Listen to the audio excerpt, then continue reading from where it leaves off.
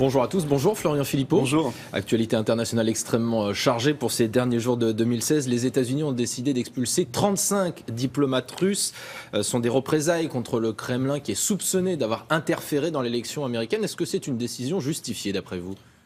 Écoutez, on n'a pas encore de preuves sur une interférence et entendre parler des États-Unis d'ingérence, ça a toujours un petit côté cocasse, amusant, parce que le grand pays de l'ingérence internationale dans les affaires des autres, qui va jusqu'à espionner par ses grandes oreilles de la NSA les chefs d'État étrangers, ce sont les États-Unis. Les élus américains, certains craignent qu'il y ait même une ingérence, peut-être, vous avez entendu, dans l'élection française, et que la Russie veuille favoriser l'élection de Marine Le Pen. Vous l'avez entendu, ça ? Oui, ce qui est complètement ridicule. Bon, ce qui est d'abord ridicule, c'est de recréer artificiellement la guerre froide. Je pense que c'est bon. Enfin, on devrait passer à autre chose. Le seul pays qui, aujourd'hui, a écouté les chefs d'État français, les gouvernements, y compris français et d'autres gouvernements, ce sont les États-Unis. Donc on ferait bien d'abord d'alerter sur cette situation et de ne pas la tolérer. Mais moi, je regarde ce qui se passe aux États-Unis, même si ça reste une affaire américaine. Il est temps que M. Obama s'en aille, que cette administration s'en aille, parce qu'on sent qu'elle cherche le conflit avec la Russie. Ce qui n'est pas bon pour la paix dans le monde. Et vivement l'arrivée de M. Trump, qui signera probablement une période d'apaisement. Or, moi, je souhaite plutôt la paix que le conflit. Je souhaite plutôt l'apaisement que de voir ressurgir de manière artificielle une espèce de guerre froide qui serait dangereuse pour tout le monde, y compris pour les pays d'Europe occidentale. Ce que vous dites sur la Russie, Donald Trump l'a dit lui-même, on disait Marine Le Pen, c'est la candidate de Vladimir Poutine en 2017 ? Non, c'est la candidate du peuple français.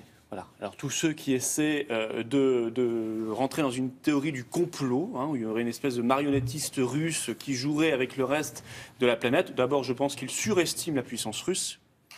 Et ensuite, montre qu'il refuse le débat de fond. Marine Le Pen, elle veut une France libre, elle veut une France indépendante, une France souveraine, qui ait sa propre voix dans le monde, sa propre diplomatie, et donc son propre effort de défense nationale. Monsieur Obama est dans une politique de terre brûlée pour laisser la situation la plus compliquée possible à son successeur. Ça n'est pas très responsable. Un sujet fait polémique en France. Les magistrats sont en colère après la décision de François Hollande de gracier totalement Jacqueline Sauvage. L'Union syndicale des magistrats l'accuse notamment, je cite, de piétiner allègrement sa promesse de respecter l'indépendance de la justice. Est-ce que vous ne croyez pas qu'il faut aujourd'hui supprimer ce droit de grâce présidentiel qui peut sembler d'un autre temps ? Non, je suis favorable au maintien du droit de grâce. Alors, il est hérité d'une période monarchique. Écoutez, c'est notre côté un peu républicain monarchique en France. La Ve République, c'est comme cela, et ça n'a pas que des désavantages. Le droit de grâce, il doit être utilisé avec parcimonie, chacun le comprendra bien, mais c'est un ultime recours absolument indispensable. Quant aux juges, on les entend moins, honnêtement, quand ils remettent eux-mêmes dans la nature, ils relâchent dans la nature des multirécidivistes. Là, on ne les entend pas. Madame Sauvage, c'est une affaire compliquée. Elle a quand même été battue pendant 47 ans. Elle a déjà fait 4 ans de prison. Et par ailleurs, la grâce n'annule pas. De supprimer le oui, puis droit la grâce n'annule pas, si vous voulez, la culpabilité. Elle annule simplement la peine. François Hollande prononcera demain les derniers vœux de son quinquennat. Qu'est-ce que vous en attendez ? François Hollande peut-être est un petit peu plus libre puisqu'il ne se représente pas. C'est peut-être d'ailleurs ce qui explique qu'il ait accordé cette grâce alors qu'il ne l'avait pas fait auparavant à Mme Sauvage.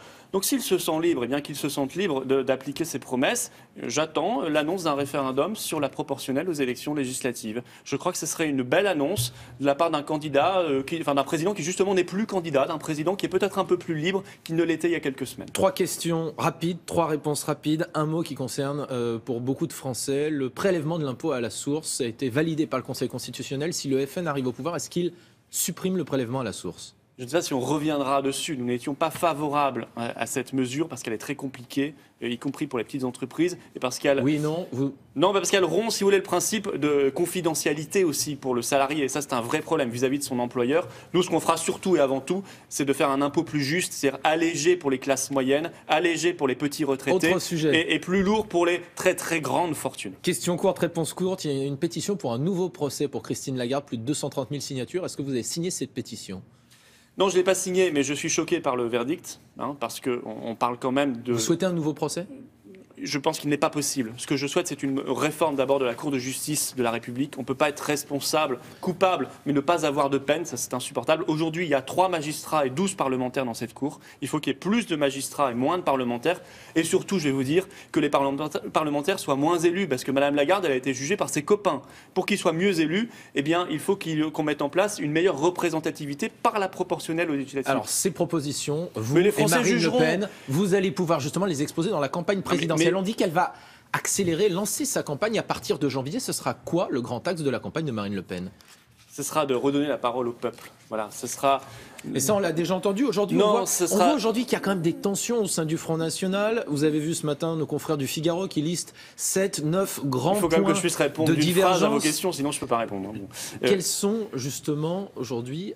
On a l'impression qu'il y a quand même des tensions au sein de ce Front National. C'est pas le cas? Non, il n'y a pas de tension au sein du Front National. Tout va très bien. Les tensions, tout va très bien. Tout va très bien. Vous les trouverez à gauche. Avec Marion Maréchal Le Pen, vous êtes exactement sur la même ligne. On est sur la même ligne. Chez les Républicains, vous avez 3 candidats. Sur la question de l'avortement, on a vu que vous étiez sur la même ligne. Mais la ligne a été tranchée, c'est celle de Marine Le Pen. Droit à l'avortement, remboursement intégral. Je reviens sur l'affaire Lagarde. Les Français pourront... Non, excusez-moi, parce que j'ai pas pu finir.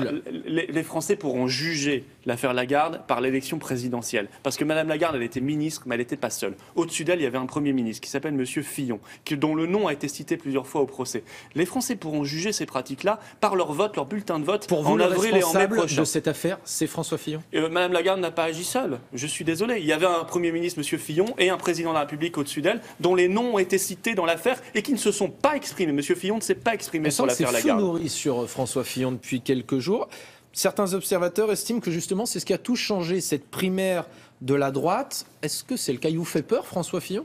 Pas du tout, d'ailleurs, c'est le grand silence. M. Fillon n'a rien à dire. On dirait qu'il a atteint son apogée lors de la campagne des primaires internes et que depuis, il n'a plus rien à dire. Moi, je vois un candidat qui est le candidat de l'Union européenne, c'est-à-dire à la fois il refuse les frontières nationales, il parle des frontières comme de la démagogie, il veut Schengen puissance 2, donc il est vraiment pour l'immigration massive. La victoire du FN a mis le FN sous tension, disent certains observateurs. Non mais ça c'est dans leur rêve, voilà. D'un autre côté, M. Fillon, c'est le candidat de Bruxelles parce que c'est le candidat de la brutalité sociale, c'est celui qui veut démanteler la sécurité sociale, c'est celui qui veut supprimer la durée légale du temps de travail.